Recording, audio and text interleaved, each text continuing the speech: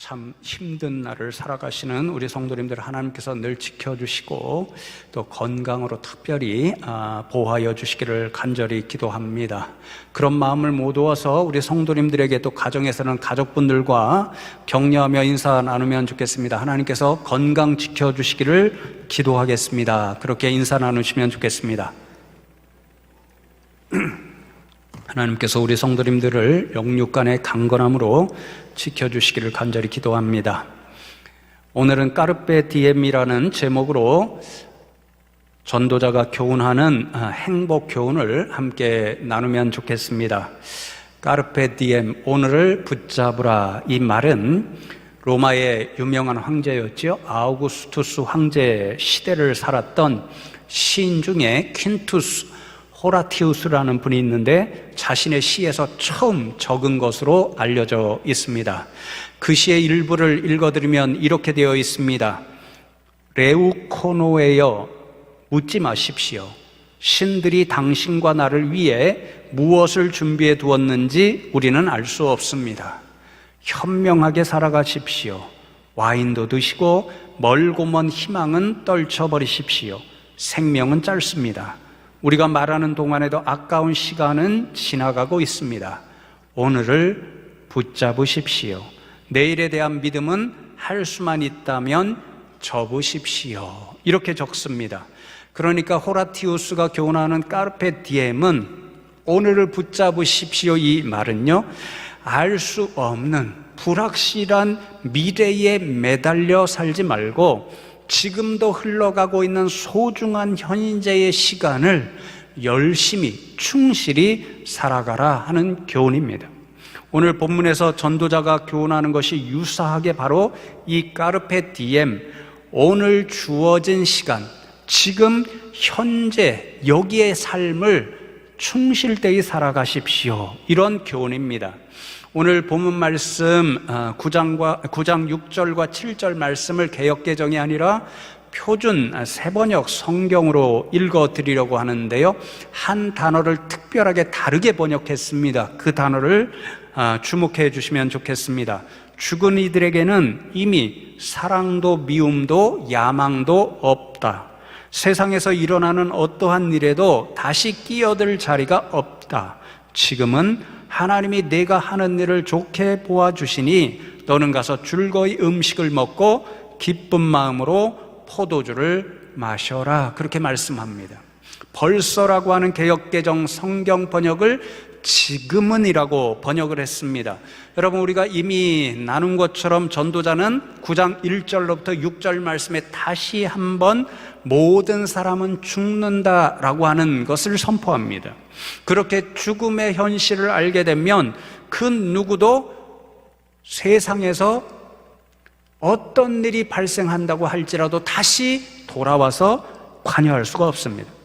그러므로 전도자는 항상 우리는 메멘토 모리, 언젠가는 죽게 된다라고 하는 사실을 기억하면서 살아가야 한다라고 교훈합니다. 그러나 전도자가 또 교훈하는 것은 그 죽음은 지금의 일이 아니라 앞으로 닥쳐올 일이라는 거죠. 그래서 앞으로 닥쳐올 죽음의 일에 사로잡혀서 현실을 회피하는 삶을 사는 것이 아니라 오늘 주어진 여기의 시간, 지금 여기의 삶을 충실되이 살아가라. 그렇게 교훈합니다. 여러분, 어떠한 모습으로 오늘 지금 여기의 삶을 살아가야 할까요? 그 삶의 모습을 7절로부터 10절까지 전도자가 기록하여 교훈합니다. 간단하게 살펴보면 좋겠는데요, 7절 말씀을 보시면 너는 가서 기쁨으로 내 음식물을 먹고 즐거운 마음으로 내 포도주를 마실지어다. 이는 하나님이 네가 하는 일들을 벌써 기쁘게 받으셨음이니라. 그렇게 말씀합니다. 개걸스럽게 먹으라 혹은 포도주를 마시고 취해라, 이런 말이 아닙니다. 우리는 육신의 생명을 가지고 있습니다. 그 생명을 유지하기 위해 먹고 마셔야 하는데 기쁘고 즐겁게 먹고 마시며 살아가라. 그렇게 교훈하는 거죠. 8절 말씀을 보시면 내 의복을 항상 희게 하며 내 머리에 향기름을 그치지 아니하도록 할지니라. 그렇게 교훈합니다. 값비싼 옷을 입고 화려하게 치장하라는 그런 말이 아니고요. 팔레스타인 사람들은 축제의 자리, 잔치의 자리에 초청을 받잖아요.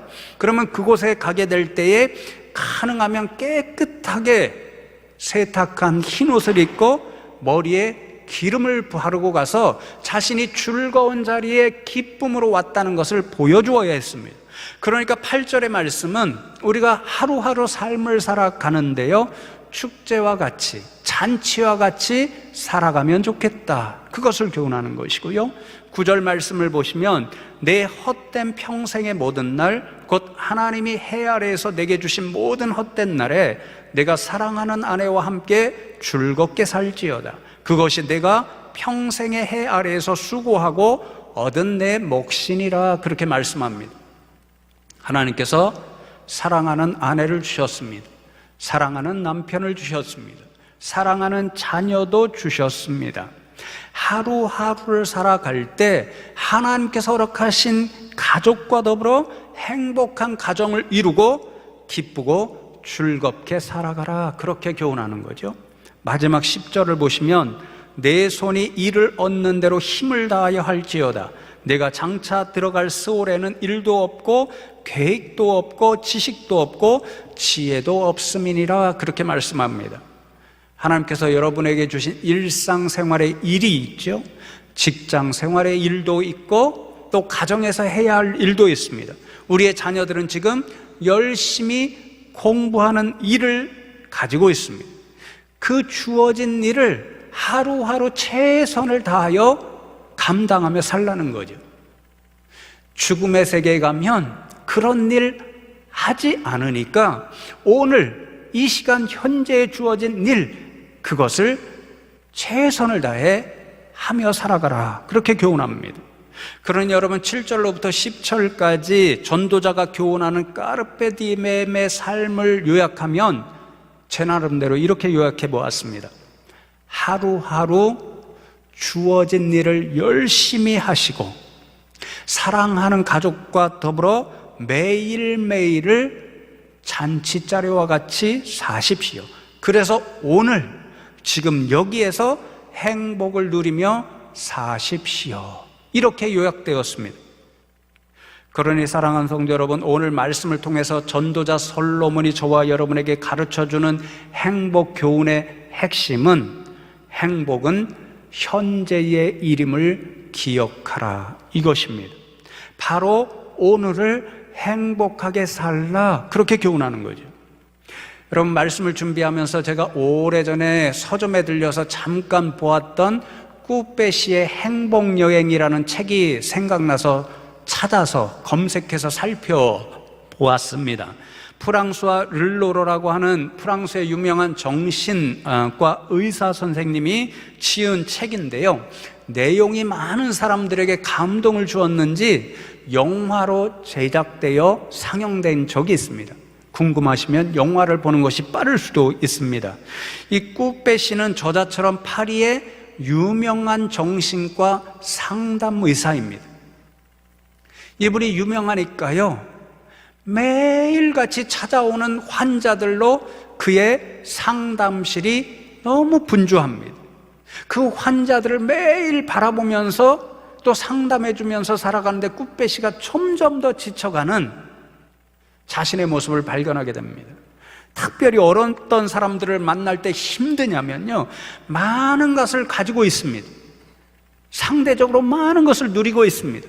그래서 상대적으로 저 사람은 행복하겠다 생각하는데 그렇지 못하고 오히려 더 불행하다고 느끼면서 자신을 찾아와 상담하는 그 사람들에게 이런저런 조언을 해주다 보니까 점점 더 지쳐가고 자신의 삶이 오히려 행복하지 못하게 되는 그런 방향으로 나아가고 있다는 것을 알게 됩니다. 그래서 이 꾸페시는 어느 날 결심을 하죠.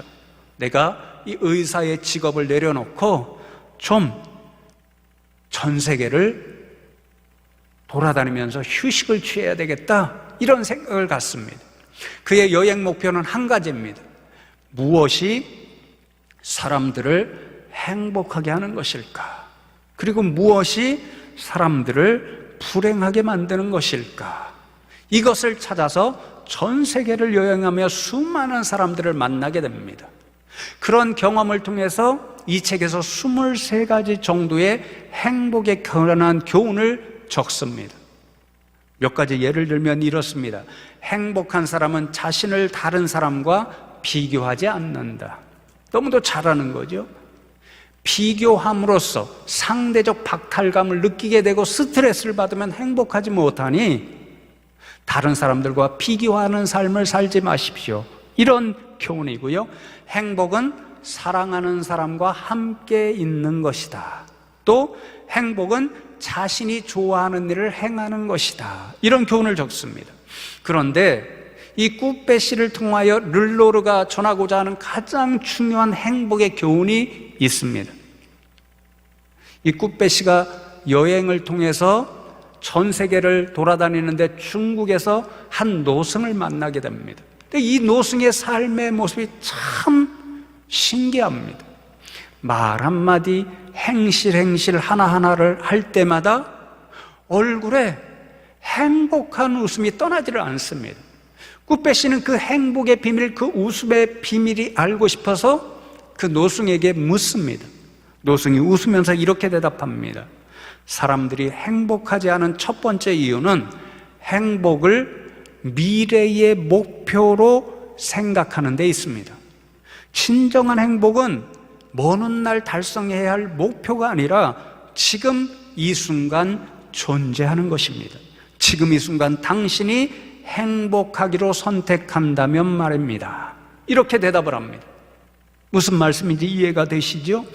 많은 사람들이 미래의 성공을 거두게 되면, 미래에 많은 돈을 벌게 되면, 미래에 유명하게 되면, 아직 이루어지지 않은 자신의 간절한 꿈이 미래에 이루어지게 되면 그때에 행복할 거라고 믿고 살아간다는 것입니다. 그렇게 되면 아직 미래에 행복하게 만들어 줄 것이라고 하는 그 모든 것들이 이루어지지 않은 바로 오늘은 어떨까요? 바로 오늘, 바로 지금 여기는 행복할 수가 없는 거죠. 자신을 행복하게 만들어 줄 거라고 생각하는 모든 미래의 일이 아직 이루어지지 않았기 때문에 지금 현재의 시간은 행복을 맛볼 수가 없습니다. 그러니 불분명한 미래, 아직 이루어지지 않는 그 미래 때문에 오늘 불행하게 사시지 말고 오늘 지금 여기에서 행복한 순간순간을 살아가라, 그런 교훈인 거죠. 여러분, 그래서 꾸빼시가 알려주는 지금 여러분이 행복한가를 측정하는 질문이 있습니다.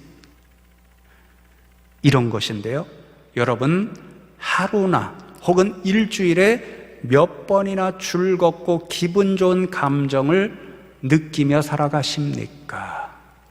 먼 미래의 꿈을 꾸는 그 행복이 아니라 오늘 하루 순간순간 가까운 시간에 여러분은 도대체 몇 번이나 나는 참 행복한 사람이다, 아 이렇게 기쁜 일이 있구나, 즐겁구나, 이런 감정을 느끼며 살아가는지 물어보라는 것입니다.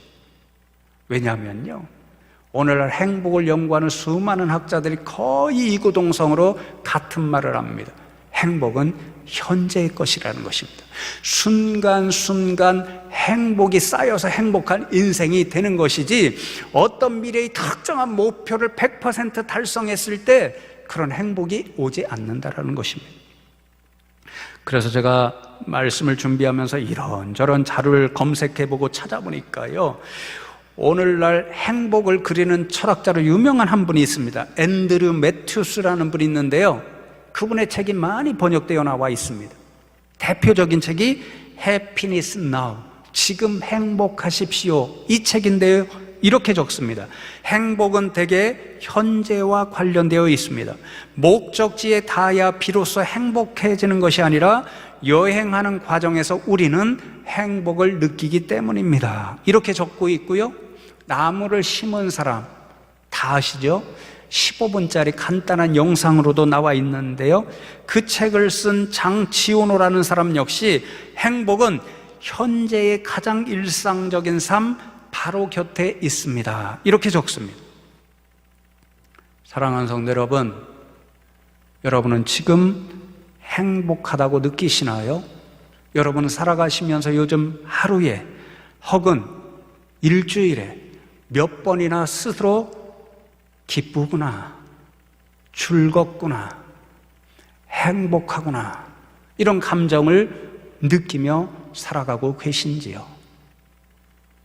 간절히 축복하기는 우리 성도님들이 오늘 전도자가 교훈하는 까르페 디엠의 행복, 여러분이 살아가시는 오늘 이 시간, 바로 여러분들이 계신 그 자리에서 느끼시는 행복이 여러분의 삶에 풍성하는 그런 분들 되면 좋겠습니다.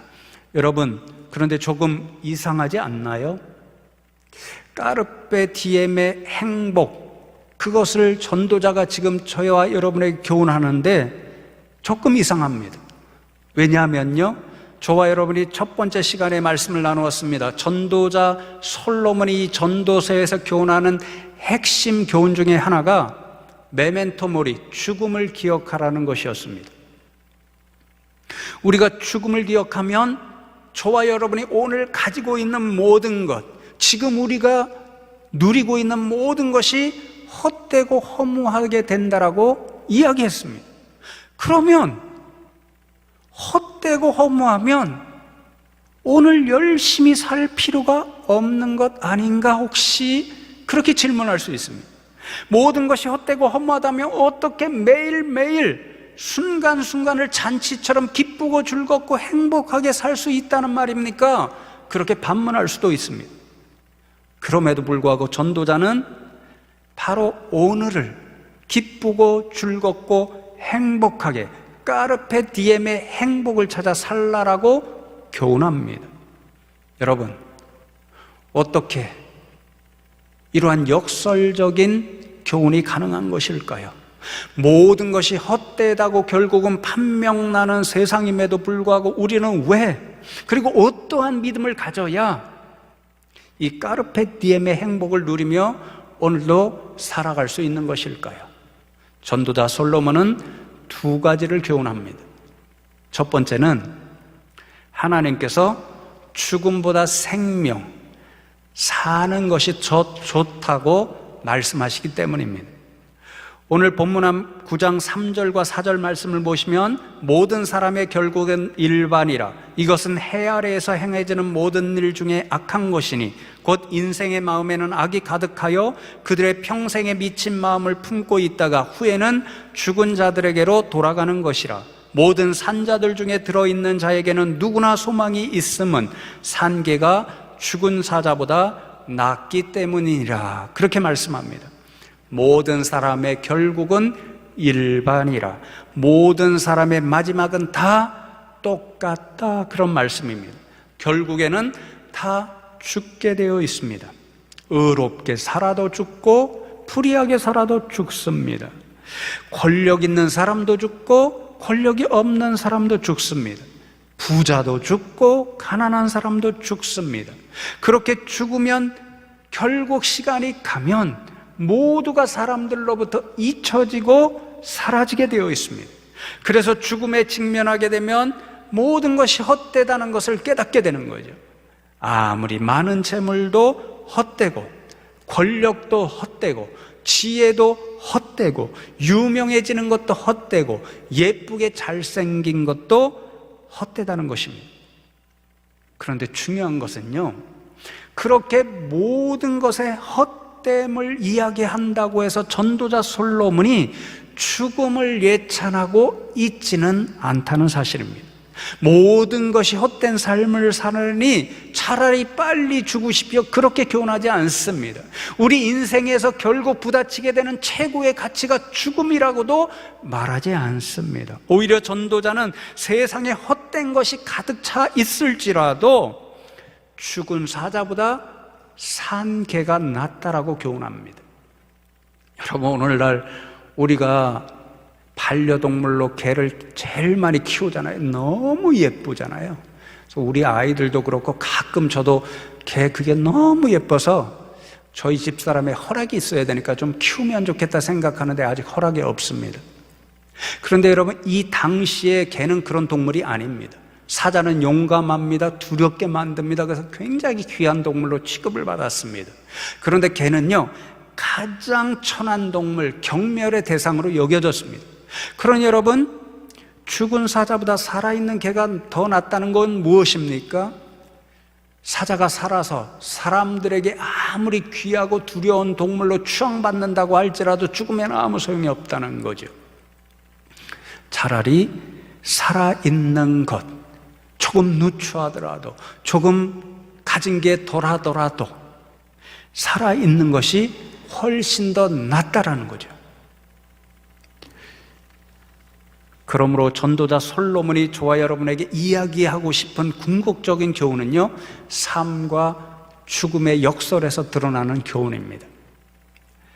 모두가 다 죽습니다. 그 죽음의 현실에 직면하게 되면 모든 것이 헛되고 허무하다는 것을 깨닫습니다. 그런데 그 죽음의 현실에서 더 크게 드러나는 것이 삶의 가치입니다. 우리가 죽음의 현실을 직면하면 직면할수록 지금 하나님께서 우리로 하여금 생명을 호흡하며 살아있게 하는 그 사실이 더 아름답고 더 귀하고 값지다는 것을 깨닫게 된다는 거죠. 이런 깨달음에 이르게 되면 지금 우리에게 주어진 삶을 헛되이 살 수 없습니다. 1분 1초를 값지게 살아야 하고 기쁘고 즐겁게 살아야 한다는 거죠. 여러분, 이상한 이야기, 먼 이야기, 추상적인 이야기가 아닙니다. 여러분, 그냥 TV에서 보는 프로그램 생각해 보십시오. TV를 보면요, 이러한 깨달음을 이야기하는, 심지어는 하나님을 모르고 예수를 믿지 않는 사람들도 이러한 삶의 모습을 이야기하는 사람들이 많습니다. 이런 사람이 있죠.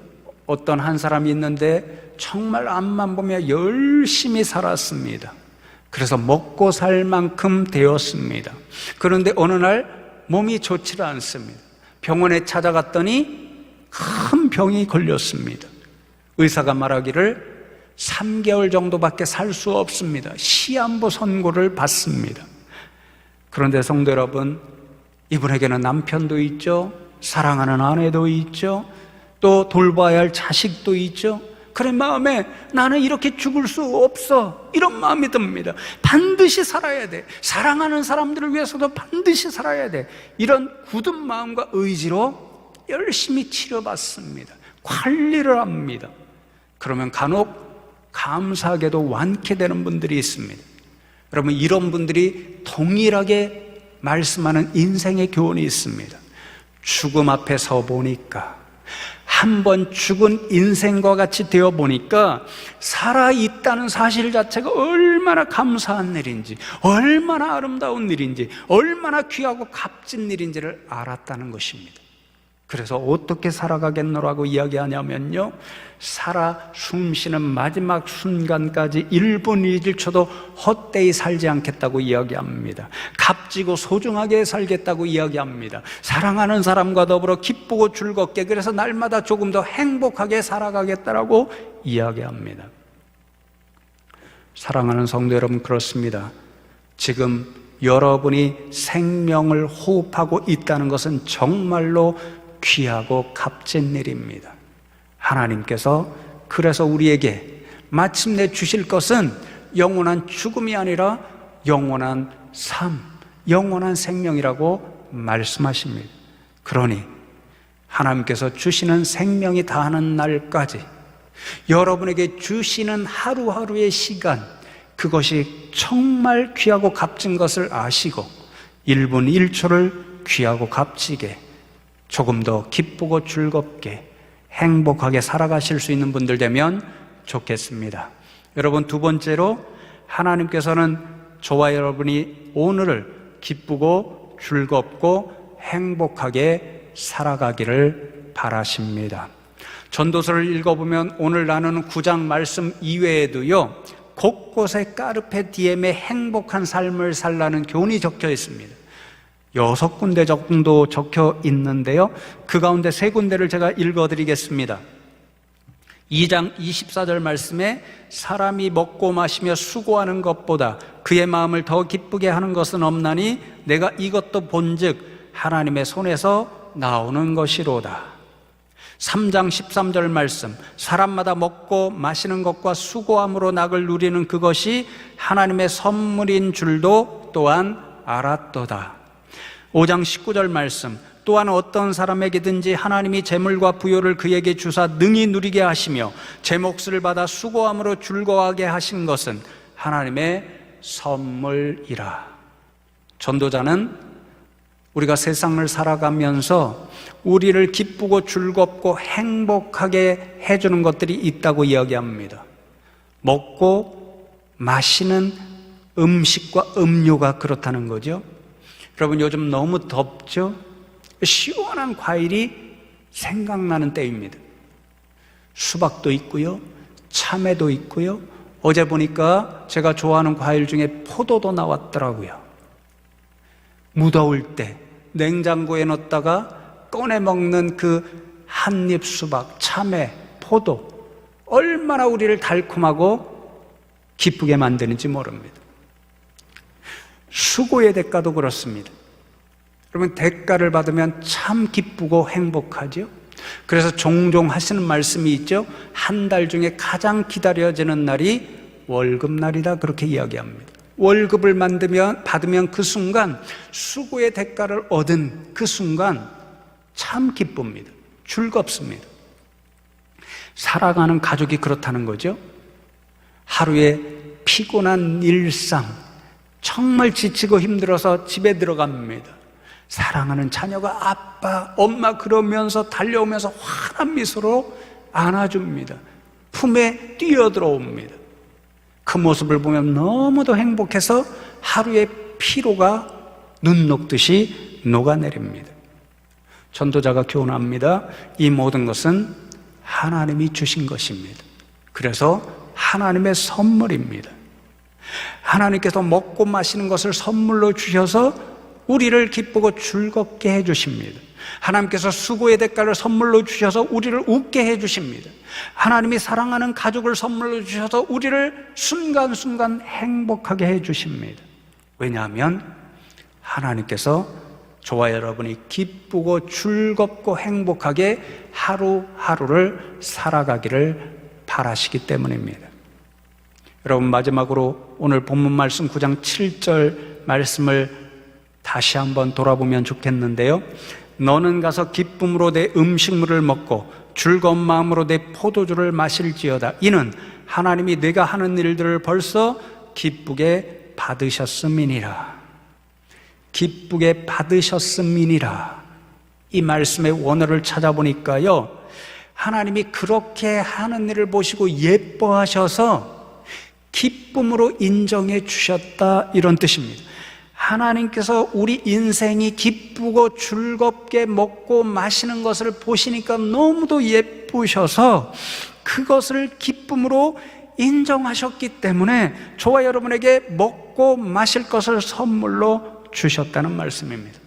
우리 인생이 수고하고 수고의 대가를 얻고 기뻐하고 즐거워하는 모습을 하나님이 보시니까 너무도 예뻐하셔서 그것을 기쁨으로 인정하셔서 저와 여러분에게 수고의 대가를 선물로 주셨다는 것입니다.